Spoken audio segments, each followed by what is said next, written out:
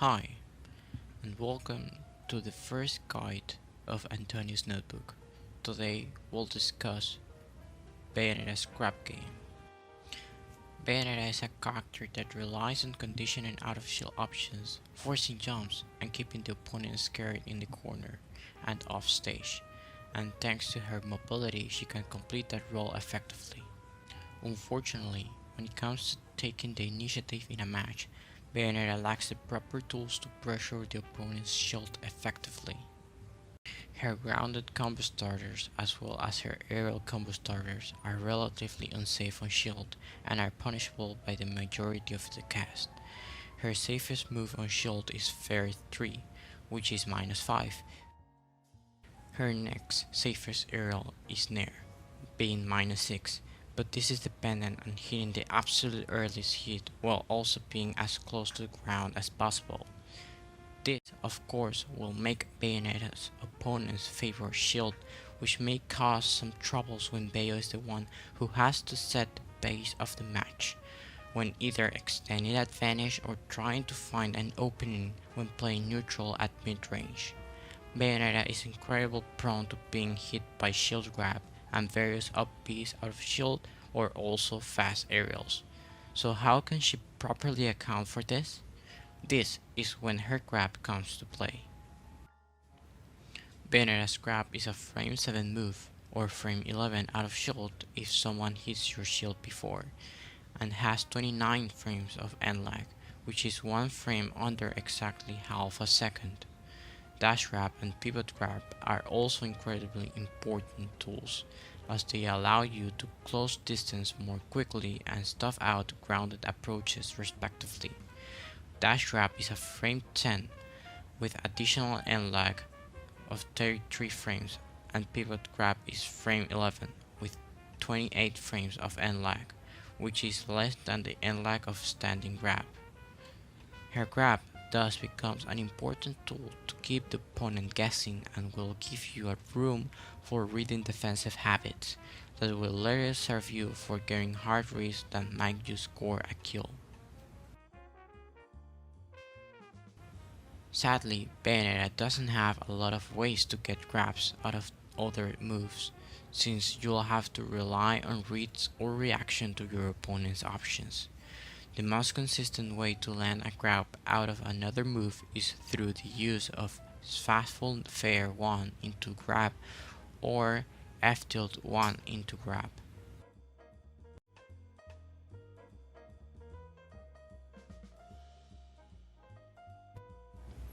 Up throw is mostly used to check your opponent's defensive habits and start juggles as well.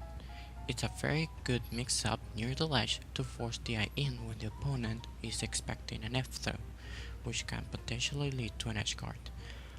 Up throw is also her fastest throw with the animation starting on frame 9, which means that using it quickly enough will throw people off guard. Keep in mind not to pumble when using up throw if you want the throw to be unreactable. Pummeling allows your opponent to react to the fact that they were grabbed, and gives them time to think about their escape options as well as where they want to the eye. Something to note is that if the opponent is consistently doing an aerial out of hit stun, you can take advantage of this and go for something like up throw each time to directly counter them mashing out of disadvantage. This is especially common against characters with very fast aerials such as Ness, Mario, and Lucina.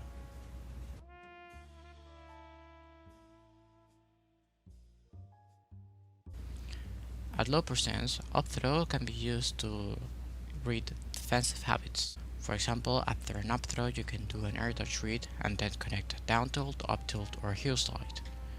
Up throw, bullet darts up air, catches jumps, and frame traps air dodges when bullet darts are used.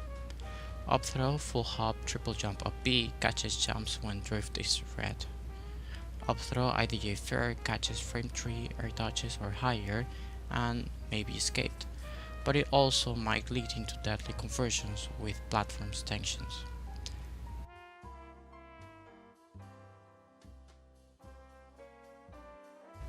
Up throw IDJ Nair burns your double jump, but is better on characters with slower air dodges as a mix-up. Generally not worth it, but can provide a lot of reward if connected.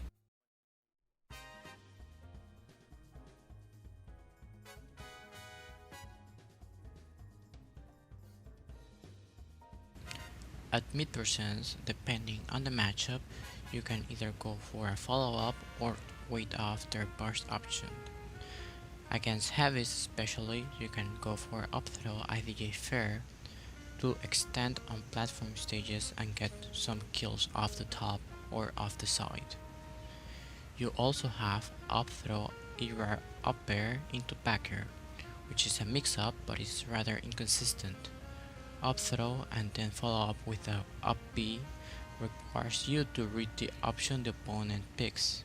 At high percent, you also have, for example, up throw double jump upper that does not catch the jump away, but forces them to burn set double jump, which means you have to catch a landing. And you can also do an up throw, then read an air dodge and punish accordingly to potentially get a kill.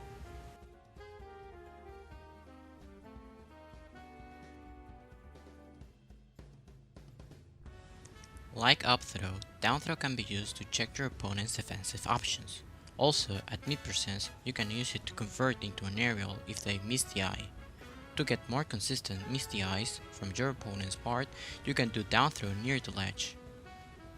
Not only that, but down throw is also her second strongest throw, so usually if your F throw is too stale, you can mix them up with it. Now, be careful when you use down throw, especially at 0, because it's negative on hit, so you might get punished for starting something. At low percents you do not want to use down throw. Up throw or forward throw are better in that situation in almost every way. Down throw, fair, or IDJ fair is very good at punishing DI in, DI down and in, or DI up and in. Down throw into RAR up air into a back air is very good at punishing missed DIs or use it as a mix-up to catch instant jumps. Down throw into APKA serves the exact same purpose as the last conversion. Down throw into a read into an F smash or down smash is also a very good mix-up if they don't drift.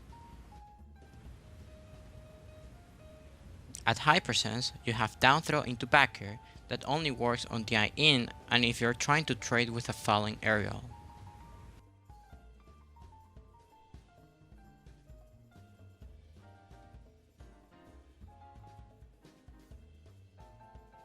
Forward throw is by far the most used throw and the one with the best utility overall. Forward throw kills at relatively high percents and can also set for edge guards, that is one of Bayonetta's best attributes. At lower percents, forward throw can be vital for setting up early tech chases and getting opponents to pick options instantly. Forward throw at lower percents can also force opponents near platforms and scare them into escaping by going above you or running away from you, which Bayonetta can reliably catch with something like short hop up air or dash attack. Forward throw is also good to keep opponents in the corner. Forward throw bullet climax is a good mix-up to kill opponents relatively early if they aren't expecting it, or to try to intimidate them off stage so you can either chip away damage or set for a hard edge guard or read. It's not recommended to always use forward throw because you may be wasting a powerful resource when it comes to killing, since Bayo may have some issues taking stocks, especially when the opponent is shielding. Nonetheless, it's your best option out of all the throws, so use it wisely. However, if they are at the ledge, even if forward throw isn't going to kill, it's almost always worth going for, considering edge guarding is essentially Bayonetta's defining strength.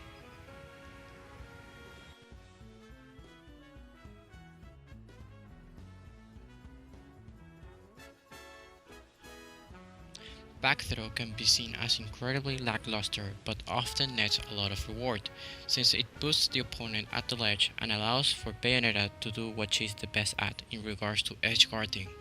It can be useful for avoiding stealing F throw as well.